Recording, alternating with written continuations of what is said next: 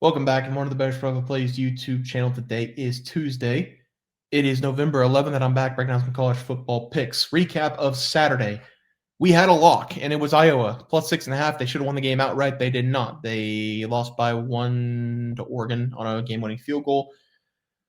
Lock wins, though, 1-0. Other picks, 5-5 in the game picks, 2-1 of the player props. I'm going to read them off right here. West Virginia minus 6.5, get the job done against Colorado. BYU plus 6.5, get stomped. I should have listened to my brain. I should have watched the hype video and switched to Texas Tech. I told you I should have done it. I'm very influenced by videos, hype videos. I should have done it. I should have done it. I should have done it. Mississippi State gets blown out by Georgia, hand up. I don't know if Georgia's good or not, but they played well against Mississippi State. Mississippi State also benched Blake Shapen, and I actually think he needs a new brain because he came back in concussed against Arkansas last week. So he might be double concussed after a big hit he took. A&M minus 6.5 rolls over Missouri. North Carolina minus 7.5. What a disgusting blown cover by Bill Belichick and his players. Up by 10 with a minute left. Stanford scores ridiculous touchdown at the end of the game. California plus 18.5 outright against Louisville. Sucks to be a Cardinals fan because now the ACC is over, the playoff hopes are over, and you suck. Florida minus 3.5 gets absolutely smollywopped by Kentucky. Florida, good thing they fired Dylan Napier because DJ Lagway's not the guy. DJ Lagway might not even be good. Alabama minus 7.5 beat LSU. Took a little bit of time, but they got it done. And then UCLA money line gets stomped by Nebraska. Nobody saw that coming except probably everybody, and I'm just an idiot that took UCLA. Blake Shapen goes out with an injury or a soft benching, as they are calling it nowadays. So that was the player prop that lost. And then we had Ty Simpson over long completion of 40.5. Hit that in the second or third quarter. And then KC Concepcion of Texas A&M over 50.5 receiving. That one hit in the first half. Actually, third quarter on a touchdown. Had well over 50 yards. So overall, 8-6 on the day. We locked up the one win, which is good on the locks. So we'll take a winning day, and we'll take a win on the locks anytime we can get it. Let's talk about MAC football. Now, last week, if you were not paying attention, I made a couple shorts. I said Miami, Ohio, and I said Kent State. I lost Kent State and Miami, Ohio in the exact same way on Tuesday night and Wednesday night. It was Ohio scoring a touchdown in the final 2 minutes, and then it was Ball State, I believe, against Kent State scoring a touchdown in the final 2 minutes. I lost both those games the exact same way. It was like deja vu. Now, this is my MAC game of the year. If I don't get this game right, I don't know MAC football. And I've known MAC football for the last 3 years, so I need to lock in here.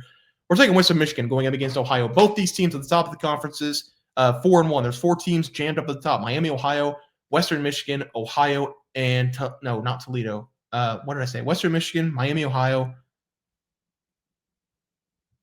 Ohio.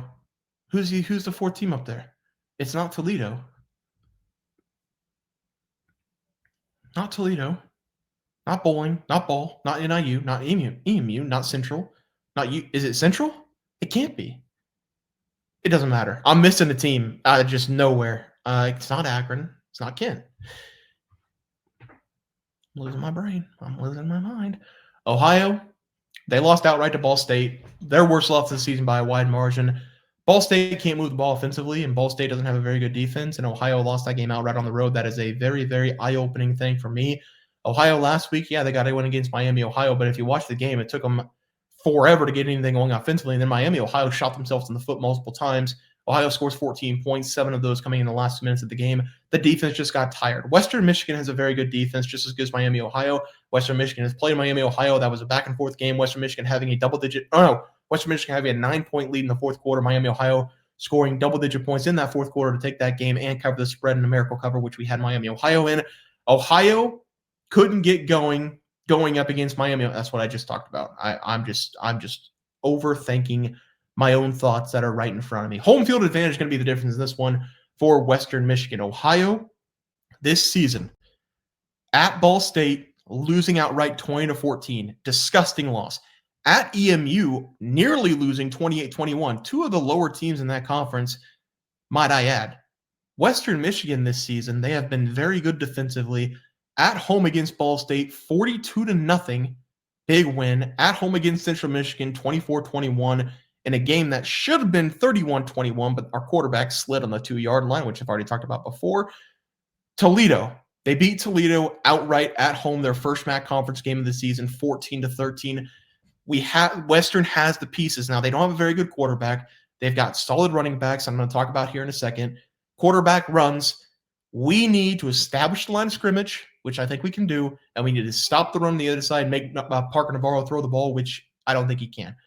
Western Michigan money line will be the play, and we're going to lock that baby up. Let's talk about the player prop for tomorrow. Only one.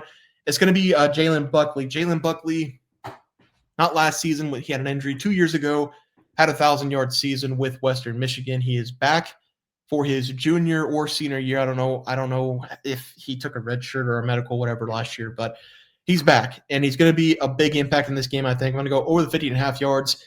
The stats for Jalen Buckley this season, 351 yards, 98 carries. Last game against Central Michigan, they finally got him going in conference play. Double-digit carries now in back-to-back games, 10 against Miami, Ohio, 14 against Central Michigan, 45 yards against Miami, Ohio, and 68 yards going up against Central Michigan. Had a touchdown in that game against Central Michigan as well. Was a big part of why they won that game.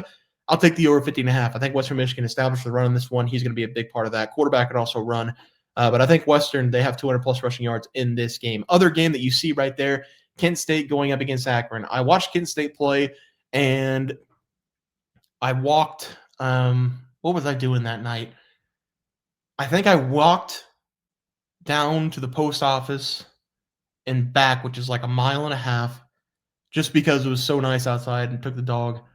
And then I came back, made dinner, ate, took a shower, and Kent State still hadn't scored a point, and I don't think they moved the ball past midfield. So we're going to take Akron out of spite.